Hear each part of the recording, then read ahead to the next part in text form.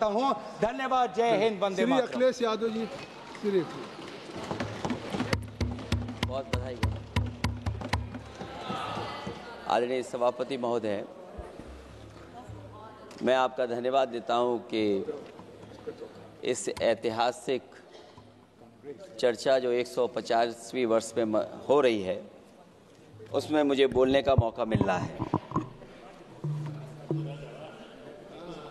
वंदे मातरम के आज हम 150वें वर्ष के बाद दोबारा हम लोग इस सदन में याद कर रहे हैं और हमें गर्व है इस बात का कि हम लोग इस समय पर बंकिम चंद्र चट्टोपाध्याय जी को भी याद करें, जिन्होंने इतना शानदार और ऐसा राष्ट्र को गीत देके गए हैं जिस गीत ने लाखों लाख लोगों को जागरूक किया, उनके बीच उत्साह भरा और आजादी के उस समय पर जिस समय अंग्रेजों के खिलाफ लड़ाई लड़ी जा रही थी, वंदे मातरम हमें ऊर्जा देता था, हमें ताकत देता था, हमें एकजुट कर करके अंग्रेजों के खिलाफ लड़ने का एक माध्यम बनाता था। वो वंदे मातरम के गाने पर आज जब 150 वर्ष हो रहे हैं, मुझे बोलने का मौका मिला, इसके लिए मैं आपका बहुत बहुत आभार और धन्यवाद देता हूं। ये वंदे मातरम जिस तरह के हमारे पूर्व में कांग्रेस पार्टी के नेता गौरव गोगोई ने जो बात रखी, उस भावना से जुड़ता हुआ और वंदे मातरम की भावना से जुड़ता हुआ जिस समय कलकत्ता के कांग्रेस के अधिवेशन में रविन्द्रनाथ टैगोर जी ने गाना गाया, गीत गाया, उसके बाद लोकप्रियता इसकी आम लोगों के बीच पहुंच गई। और जब कभी भी लोगों को अंग्रेजों के खिलाफ लड़ना होता था तो यही वंदे मातरम का नारा दे करके लोगों को जोड़ने का काम करते थे। हमारा कोई भी आंदोलन रहा हो, स्वदेशी आंदोलन रहा हो, उसमें भी हम लोग इसी नारे के साथ चले। वंदे मातरम को लेकर के हम लोग इतना देश को एकजुट कर दिए कि अंग्रेज घबराने लगे। और जब अंग्रेज घबराने लगे तो जहां कहीं भी वो देखते थे कि नारा लग रहा है, वहां पर देशद्रोही का कानून लगाकर लोगों को जेल भेज देते। ये भी इतिहास है कि जिस समय बंगाल में बच्चों ने गाना गाया, इस गीत को अपने क्लासरूम में गाया, उस समय भी अंग्रेजों ने उनके खिलाफ मुकदमा लगा के उन्हें जेल भेजने का काम किया।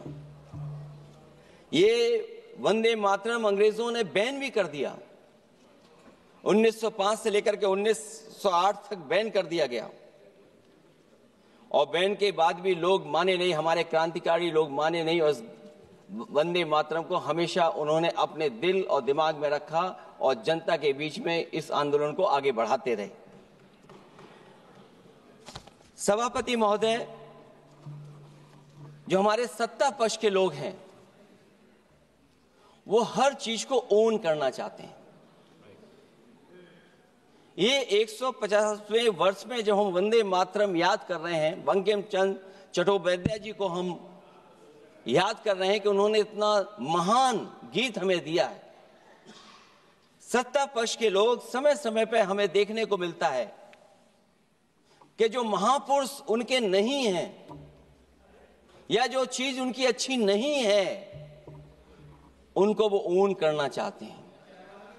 150वें वर्ष वंदे मातरम, मैं अभी वो बात कहूंगा और मैं बात कहूंगा और हमारे मंत्री जी उसका जवाब देना।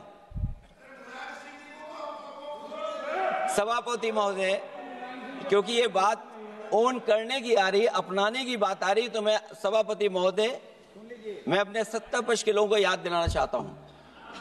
सत्ता पक्ष के लोगों की जो पार्टी आज है, भारतीय जनता पार्टी, जिस समय गठन हो रहा था, हमारे मुंबई और महाराष्ट्र के लोग जानते होंगे कि जिस समय गठन की चर्चा थी, उस समय आपके जो अध्यक्ष चुने गए थे उनको जो भाषण देना है उस पर भी बहस चल रही थी, और बहस इस बात की थी कि भारतीय जनता पार्टी सेकुलर रास्ते पे जाएगी, सोशलिस्ट रास्ते पे जाएगी कि नहीं जाएगी। तमाम विरोध के बाद भी उस समय के उनके राष्ट्रीय अध्यक्ष जो चुने गए थे, उन्होंने वही रास्ता अपनाया अपने भाषण में। समाजवादी आंदोलन, समाजवादी विचारधारा और सेकुलर रास्ता अपनाया। और वही नहीं, जो उनका मंच था उसमें जयप्रकाश जी की तस्वीर लगा करके भी उन्होंने लोगों को ये भ्रम फैलाने की कोशिश की कि जेपी के रास्ते पर भारतीय जनता पार्टी चलेगी। बताएं माननीय मंत्री जी, आप कितने सेकुलर हैं आज, कितने सोशलिस्ट हैं आज? अभी गौरव गोगोई जी ने ठीक कहा, इंडिगो का हवाई जहाज उड़ नहीं रहे हैं, उड़ नहीं रहे कि उड़ाए नहीं जा रहे हैं? उड़ाए नहीं जा रहे। और क्या बात कही गई थी कि गरीब भी उसमें चल सकेगा। इसलिए सभापति महोदय, मैं बात दूसरी तरफ नहीं ले जाना चाहता हूं। वंदे मातरम सिर्फ गाने के लिए नहीं है, निभाने के लिए भी होना चाहिए। सभापति महोदय, आज हम आकलन करें, पीछे मुड़ करके देखें कि हम इस वंदे मातरम को कितना निभा रहे हैं। जिस वंदे मातरम ने आजादी के आंदोलन में सबको जोड़ा, आज के दरारवादी लोग उसी से देश को तोड़ना चाहते हैं। ऐसे लोगों ने, सभापति महोदय, ऐसे लोगों ने पहले भी देश के साथ दगा किया और आज भी कर रहे हैं। ये चर्चा तो जोड़ने का काम करेगी ना अखिलेश जी, क्योंकि आज वंदे मातरम की चर्चा, वही मैं कह रहा हूँ, वंदे मातरम में जोड़ने का ही काम करेगी। वंदे मातरम कोई दिखावा नहीं है, ना ही राजनीति का विषय है। क्योंकि सभापति महोदय, हम जब ये चीज इनके विचारों से, इनके भाषणों से जब बाहर सुनते हैं तो ऐसा लगता है कि वंदे मातरम इन्हीं का बनवाया हुआ गाना है। जिन्होंने, सभापति महोदय, जिन्होंने आजादी के आंदोलन में भाग ही नहीं लिया है, वो वंदे मातरम का महत्व क्या जानेंगे। सच तो ये है कि सरफरोश लोग वंदे मातरम दिल से बोलते थे। उन आजादी के दीवानों के खिलाफ कुछ लोग अंग्रेजों के लिए जासूसी और मुखबिरी का भी काम करते थे। दरअसल ये राष्ट्रवादी नहीं बल्कि राष्ट्र विवादी लोग हैं। जहां विवाद करना हो, कभी अंग्रेज विवाद कर करके, डिवाइड कर करके, डिवीजन कर करके राज किया करते थे। सभापति महोदय, आज भी वही रास्ता कुछ लोग अपना रहे हैं। वो डिवीजन का रास्ता अपना रहे हैं, डिवाइड का रास्ता अपना रहे हैं, दरारवादी रास्ता अपना रहे हैं। इनका इतिहास खंगाला जाए कि इन्होंने आजादी के पहले और आजादी के बाद वंदे मातरम क्यों नहीं गाया। ये सभापति महोदय, आज जब हम वंदे मातरम पे इतनी चर्चा कर रहे हैं, जिस भाव से हम लोग यहाँ बैठे हैं, कम से कम ये भी खंगाला जाए इतिहास में कि वंदे मातरम कुछ लोगों ने कब गाया। उन मुखबरों से ये सवाल पूछा जाए कि स्वतंत्रता के बाद भी उन्होंने अपना गीत क्यों बनाया। उनकी एक रंगी सोच ने तिरंगा क्यों नहीं फहराया। वंदे मातरम सियासत के झूठे राष्ट्रवादियों के लिए नहीं है, गलत लोगों की गलत मंशा पूरा देश समझता है। और केवल यही नहीं ओन करते हैं, कभी कभी भारत माता का जो चित्र है, जो पेंटिंग कभी बंगाल के महान लोगों ने बनाई थी,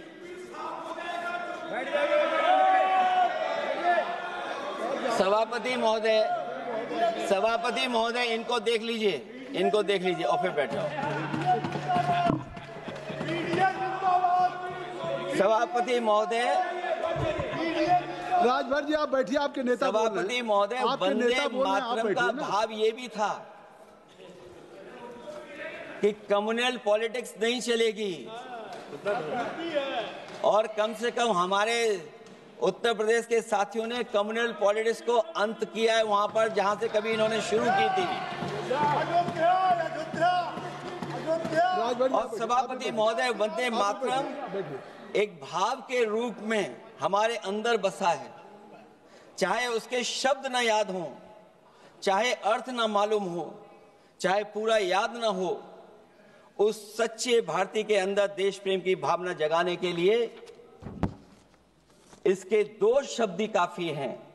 जो सच में देश की एकता और अखंडता चाहते हैं, जो भाईचारे को बुनियाद मानते हैं, उनके लिए दो शब्द भी पर्याप्त हैं जो इस वंदे मातरम से हमें मिलते हैं।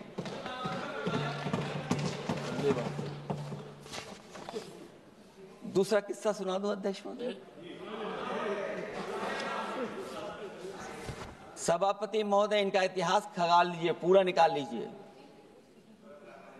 चुनावी सभाओं में कभी बाबा साहब भीमराव अंबेडकर जी की तस्वीर ये लोग नहीं लगाते थे।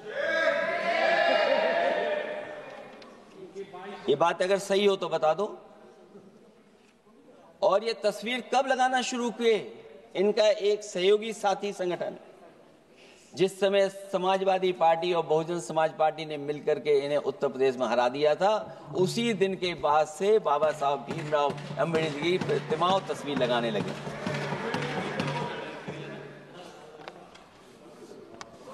इसलिए सभापति महोदय, ये वंदे मातरम केवल गीत नहीं है, गीत के साथ साथ आज हमें ऊर्जा भी देता है।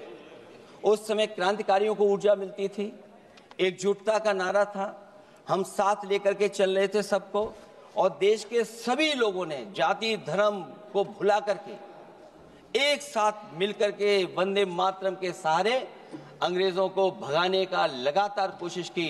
और अंततः परिणाम ये हुआ कि जब देश जागा, वंदे मातरम के साथ साथ जय हिंद का नारा, इंकलाब जिंदाबाद का नारा लगा करके अंग्रेजों को इस देश से भगाने का काम किया।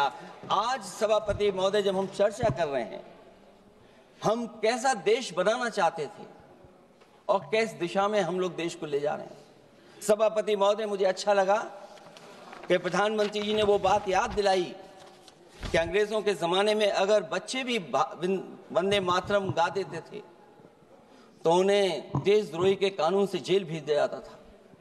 आज जब हम आजाद हो गए हैं तो आज देखिए उत्तर प्रदेश में क्या हो रहा है कि जो प्राइमरी स्कूल है वो बंद किए जा रहे हैं। 26,000 से ज्यादा स्कूल बंद हो गए।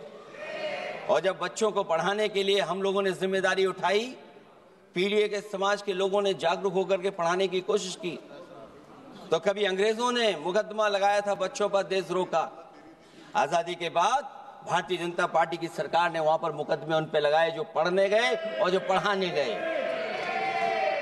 तो इसलिए वंदे मातरम का भाव जो था, उसी भाव से जुड़ करके हम सब मिल करके इस देश को और मजबूत करें। यही हमारी भावना है, यही हमारी सदस्यों की भावना है। जब हम 150वें वर्ष में याद कर रहे हैं तो वहीं हम ये याद करें कि जिस भावना से वंदे मातरम को हम लोगों ने देश के सामने गा गा करके अंग्रेजों को भगा दिया, ये देश कैसे मजबूत हो, एकजुट कैसे हो, बिना भेदभाव के, और संविधान से कैसे चलें, क्योंकि ये संविधान से ही मिला हुआ हमें गीत है। इसलिए इस गीत के माध्यम से हम किसी पर टिप्पणी और किसी पर थोपने की कोशिश न करें और न किसी पे दबाव बनाने की कोशिश करें। आपका सभापति जी का बहुत बहुत धन्यवाद।